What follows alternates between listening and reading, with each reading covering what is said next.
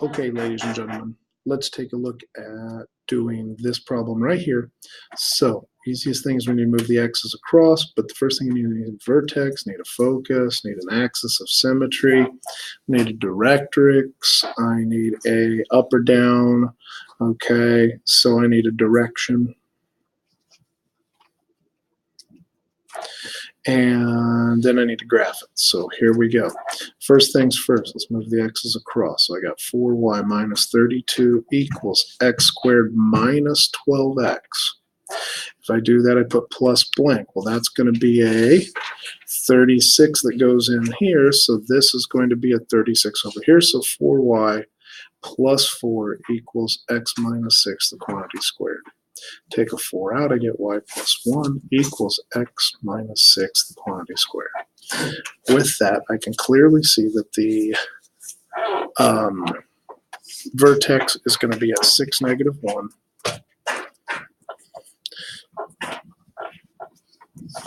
And that the p-value, so since 4p equals 4, p equals 1, so I'm going to go 1 and 1. But now, since this is x squared, it's going to go up 1, and it's going to go down 1. And so since we have a positive, it's going to open up. There we go. And so we have directrix, focus, opens up like this. Now the focus is obviously going to be up 1 from this, so it's going to be 6, 0. Axis of symmetry is going to be at x equals 6, and the directrix is at y equals negative 2. So there we go. There's everything you need on that one. Down here we need a center and a radius. Now, to get this completed, I got x squared plus 4x plus blank plus y squared plus 6y plus blank, and that's going to equal negative 3. So, with that, we're going to need a plus 4, plus 4. Here we're going to need a plus 9, plus 9. So 13 minus 3, that's 10. So x plus 2, the quantity squared. And then we got y plus 3, the quantity squared. And so then divide everything by 10, divide everything by 10. The center is going to be at negative 2, negative 3. 1, 2, 1, 2, 3. And the radius is going to be at root 10, which is approximately 3.1. So 1, 2, 3 and a little bit, 1, 2, 3 and a little bit, 1, 2, 3 and a little bit, 1, 2, 3 and a little bit.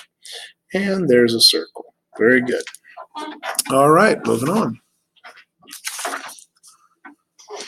We need to find the center. So in this case, the center is going to be at 1, 2. And we have a is 6, b is 3. So c squared equals a squared minus b squared. So in this case, we're going to say c squared equals 36 minus 9. So c equals 5. All right. So with that, let's go to the center, 1, 2. We're going to go 6 in the x direction. 1, 2, 3, 4, 5, 6. 1, 2, 3, 4, 5, 6. We're going to go 3 in the y direction. 1, 2, 3. 1, 2, 3. And we're going to make a nice, pretty ellipse. And we're going to go 5 each direction for the foci. So if I have vertices, vertices are going to be at 1 plus or minus 6, 2. And then we're going to have 1, 2 plus or minus 3. And that's for the co-vertices. Then for the foci, we're going to have 1 plus or minus 5, 2. So in this case, we come up with 7, 2, negative 5, 2. We come up with 1, 5, and 1, negative 1. We come up with 6, 2, and we come up with negative 4, 2. So there's all those components, And so we have center, we have vertices, we have co-vertices, we have foci. Length of the major axis. So the major axis is going to be a total of 12 because it's 2a. And the length of the minor axis is going to be 3 each way, so it's going to be 6. And so eccentricity, E equals C over A. So C is 5, A is 6, so 5/6. And check, and then we sketch it. So then from there, we need to go to this one and identify the vertices. So the vertices in the center. So we got center at 2, -1. 2, -1. Then in the x direction, we're going to go 2 each way. In the y direction, we're going to go 4 each way. Then we're going to make our box. We know since x is first, after we draw the asymptotes, that's going to go this way and this way. And then from there,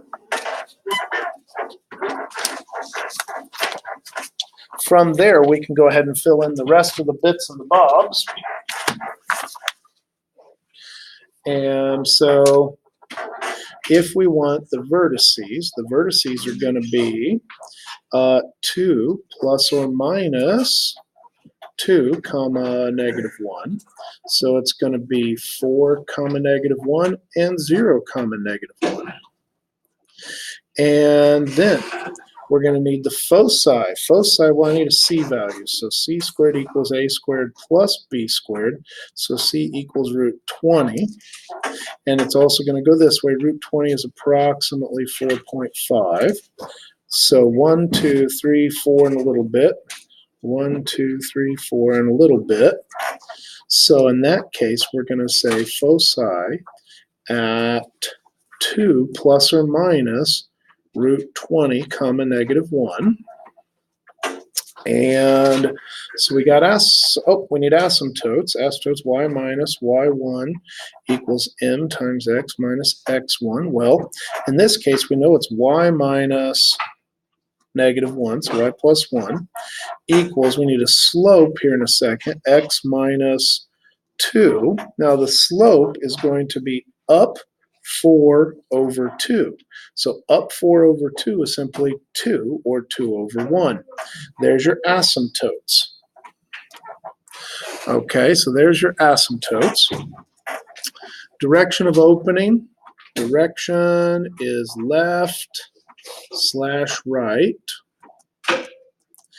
And then the length of the transverse axis is going to be 2a, so the transverse axis is going to be a total of 4 long.